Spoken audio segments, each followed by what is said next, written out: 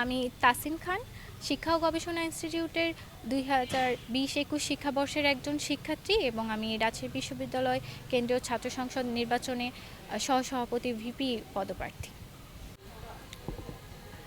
প্রথমত, রাকসুর 63 বছর ইতিহাসে যে আমি নারী প্রথম প্রার্থী এটা আমার নিজেরই জানা ছিল না। তো আমি প্রথম বা দ্বিতীয় এই চিন্তাভাবনা যখন আমি এই সিদ্ধান্ত নিই সেটা কনসিডারেশনের মধ্যে ছিল না প্রথম থেকে। আর যখন আমি জানতে পারি তখন আমার মনে হয় যে এটা আসলে রাজশাহী বিশ্ববিদ্যালয়ের জন্য খুব হতাশাজনক একটা বিষয় যে এত বছরের ইতিহাসে এর মধ্যে 14টার মতো ইলেকশন হয়েছে, তার মধ্যে কোনো নারী প্রার্থী ছিল না। আর আমার এই ভিপি প্রার্থী হিসেবে অংশগ্রহণ করার যে সিদ্ধান্তটা সেটা মূলত হয়েছে এইভাবে যে যখন রাকসু নিয়ে ক্যাম্পাসে আলাপ আলোচনা শুরু হয় যে এখানে দেখি যে শুধু স্বতঃস্ফূর্ত অংশগ্রহণ করে রাজনৈতিক সংগঠনগুলো, রাজনৈতিক দলগুলো, অথচ তো রাকসু সাধারণ শিক্ষার্থীদের একটা প্ল্যাটফর্ম। সাধারণ শিক্ষার্থীদের প্ল্যাটফর্ম হিসেবে এখানে সাধারণ শিক্ষার্থীদের তো একজন প্রতিনিধি থাকা উচিত তাদের মধ্যে থেকে। সেইখানে শূন্যতা দেখে আমি যখন এটা আলোচনা করি আমার ঘনিষ্ঠজনদের সাথে, আমার শুভাকাঙ্ক্ষীদের সাথে, তাদের পরামর্শে, তাদের সাহসে আসলে আমারই সিদ্ধান্ত নেওয়াটা। আর জয়ের যে বিষয়টা, এই জায়গাতে আমি একটু ক্লিয়ার করতে চাই যে আমি একজন নারী প্রার্থী, আমি ইতিহাসে প্রথম দাঁড়াইছি, এইরকম পাবলিক সেন্টিমেন্ট ইউজ করে আমার জেতার কোনো ইচ্ছা নাই। আমি হচ্ছে একজন শিক্ষার্থী হিসেবে, একজন অংশগ্রহণকারী হিসেবে আমার ইশতেহার, আমার কাজ, আমার অ্যাক্টিভিটি, আমার ব্যাকগ্রাউন্ড দেখে যদি আমাকে যোগ্য মনে করে তাহলে আমাকে ভোটাররা ভোট দিয়ে জয়যুক্ত করবে বলে আমি মনে করি। আর 4টা প্রার্থীকে যেসব ক্রাইটেরিয়া বিবেচনা করে ভোট দিবে আমি চাই আমাকেও সেই সব ক্রাইটেরিয়ার মধ্যেই বিবেচনা করা হোক। দলীয় প্যানেলের ক্ষেত্রে তারা রাজনৈতিক সংগঠন হোক বা সামাজিক সংগঠন হোক বা সাহিত্যিক সংগঠন হোক, তারা তো একটা ছাত্র সংগঠন। এখন ছাত্র সংগঠন হিসেবে তারা তাদের মতাদর্শের লেন্স থেকে আমি মনে করি স্টুডেন্টদেরকে হচ্ছে রিপ্রেজেন্টেটিভ হিসেবে, স্টুডেন্ট রিপ্রেজেন্টেটিভ হিসেবে অংশগ্রহণ করতে পারে। কিন্তু যেহেতু তারা তাদের একটা মাদার অর্গানাইজেশন থাকে, সেটার একটা প্রভাব থাকে, তো এটা টোটালি তাদের উপর ডিপেন্ড করছে যে তারা কোনটাকে প্রায়োরিটাইজ করবে, তাদের দলীয় সিদ্ধান্তকে নাকি সাধারণ শিক্ষার্থীদের স্বার্থকে।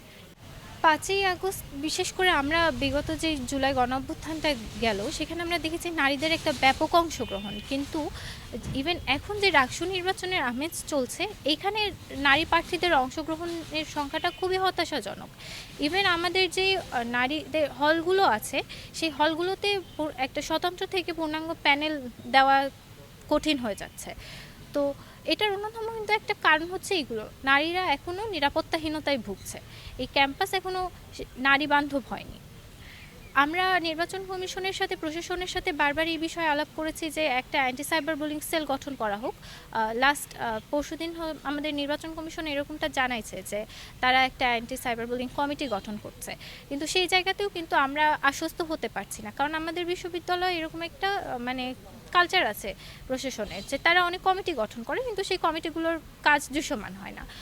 আমাকে সাইবার অ্যাটাক থেকে বাঁচানোর জন্য যে কোন পলিসিগুলো প্রশাসন গ্রহণ করছে এই বিষয়গুলো অ্যাটলিস্ট ক্লিয়ার করা উচিত, আর সেটার যে কাজ দৃশ্যমান হবে সেটার একটা নিশ্চয়তা দেওয়া উচিত। রাকসু নির্বাচন নিয়ে প্রথমে যে পরিমাণ আকাঙ্ক্ষা ছিল, প্রত্যাশা ছিল, এটা কিন্তু আস্তে আস্তে কমে যাচ্ছে। এটা কমে যাওয়ার পিছনে অন্যতম কারণ হচ্ছে আমরা এই বিগত সময়টাতে যে আমাদের চতুর্থবারের মতো তফসিল পরিবর্তন হচ্ছে সেটার দিকে যদি তাকাই আমরা দেখতে পাবো যে আমাদের যে রাজনৈতিক সংগঠনগুলো আছে তাদের দাবি দেওয়ার প্রেক্ষিতে নির্বাচন কমিশন তাদের সিদ্ধান্তগুলো গ্রহণ করছে।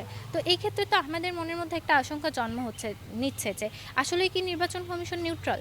নির্বাচন কমিশন যদি নিউট্রাল না থাকে তাহলে আমরা কিভাবে নিশ্চিত হতেই পারি যে আমাদের নির্বাচনটা সুষ্ঠু হবে?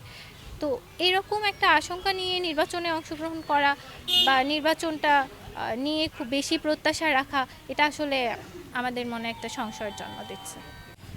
শিক্ষার্থীদের মধ্যে উদ্দীপনাটা আসলে নির্ভর করবে আমাদের উপর, আমাদের নির্বাচন কমিশনের উপর, যে আমরা কতটা সুষ্ঠু পরিবেশ তৈরি করতে পারছি, আমরা লেভেল প্লেইং ফিল্ড যে কথাটা বলছি সেটা আসলে কতটা নিশ্চিত করতে পারছি।